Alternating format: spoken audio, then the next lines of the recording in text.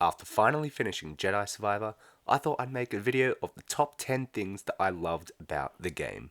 Just to be warned, there are spoilers, so if you haven't played it and you really want to, maybe just don't watch this video. Okay, so the first thing I want to talk about is just the overall tone of the game. It is a lot darker than I thought it would be, and especially a lot darker than Fallen Order. This game is literally going to be the Empire Strikes Back of Star Wars Jedi games. I was really taken aback at how much more somber it was compared to Fallen Order. And that's not to say that there wasn't levity to it or anything, but overall, I wasn't expecting how dark it was going into this story. The second thing I want to talk about is this jacket. Oh my god, this jacket is like... Throughout the game, I was just switching between jackets because I wasn't 100% set on what to put on Cal. But oh my god, when I got this, I was just like, yes, this is what I want from this game. This really nice, sleek jacket. Yes, please, give it to me. I want one in real life. It looks fantastic. Okay, next, let's talk about the combat. At the start, I thought it was really, really smooth. Like, I played Fallen Order a few weeks back. Compared to that, this is so buttery smooth.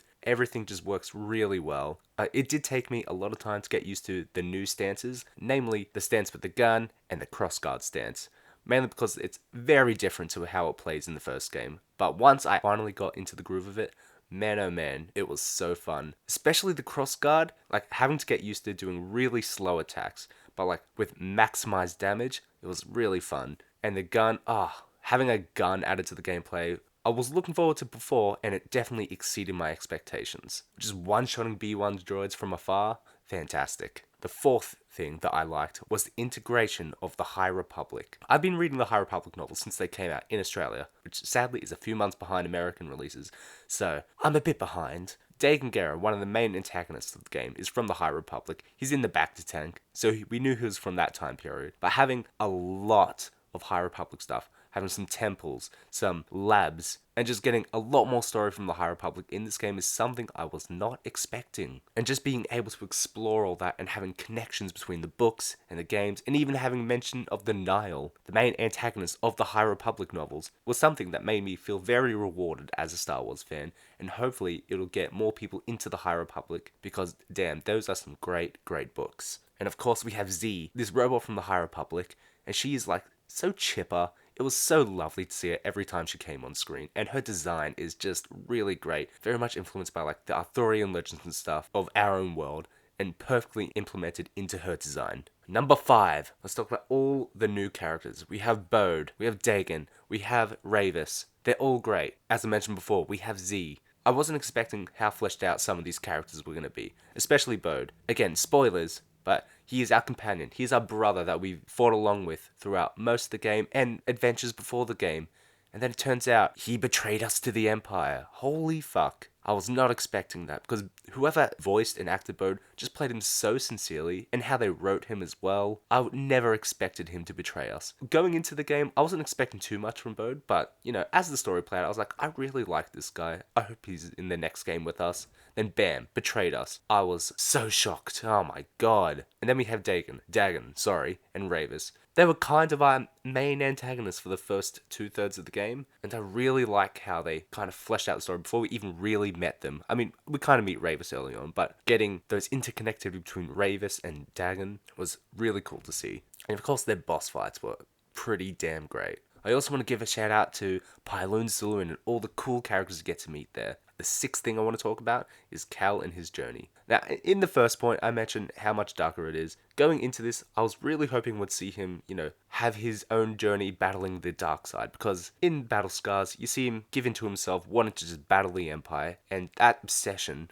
is something that, is not good for a Jedi. That leads to the dark side. And we get exactly that in this game. So seeing him become more obsessed with defeating the Empire, then he starts to let go a bit, but then his obsession is fueled again once Bode betrays him, was something really cool to see. And the fact that once you get the dark side effect with that is permanent, really shows he is actually going into this really darker path, and he needs to face this. And I really think that should come ahead in the third game, because no way they're just going to leave it where, oh yeah, he's all light side except for this one dark side power. The seventh thing I want to talk about is Jedha. Just just everything about Jeddah. I didn't read any of the articles or anything going in, but I was not expecting to go here, and that Sears base was here. So when I found that out, I was like, oh my god, we're really going there? And then exploring all the ruins, it was all great. And then when Bode betrays us, we have the Empire just invading our temple, and I was absolutely awestruck with that. And playing as Seer there as well, and having that Darth Vader fight. Fuck that fight, by the way, but it was so good. The 8th thing I want to talk about is a secret that I found in one of my first few hours playing the game. And I am convinced I'm one of the first people ever to find this secret because I had seen nothing about it online. Anyway, you just crawl into this wall. You have to literally go through this dark tunnel for 2 whole minutes. At first thought it was a glitch because, what else would there be, But when you get there, there's just these battle droids just posed, drawing a Wampa in a seductive pose. Look at that Wampa. Magu, whatever it's called. Oh my god. It was hilarious when I found this out, and it was definitely worth the 2 minutes just crawling in this tunnel wondering what the fuck I was doing.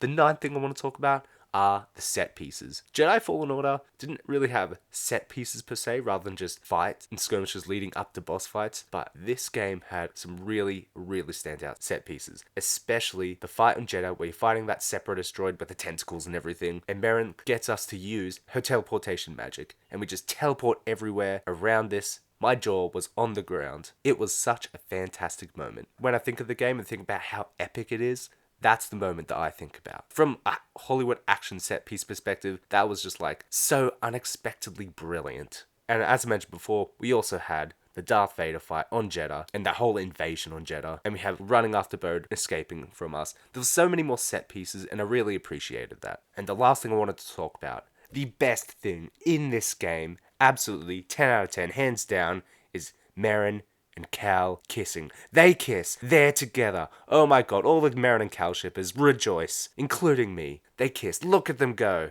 Good on them. And they kiss like 3 times in the game. I'm so happy. And now they have a kid together because they killed Bode and his kids left behind. So now they're going to be a bloody family together. Good on them. 10 out of 10. And that's my video. Let me know what you thought of the game below. And please try to keep it positive. And until next time, where the adventure continues.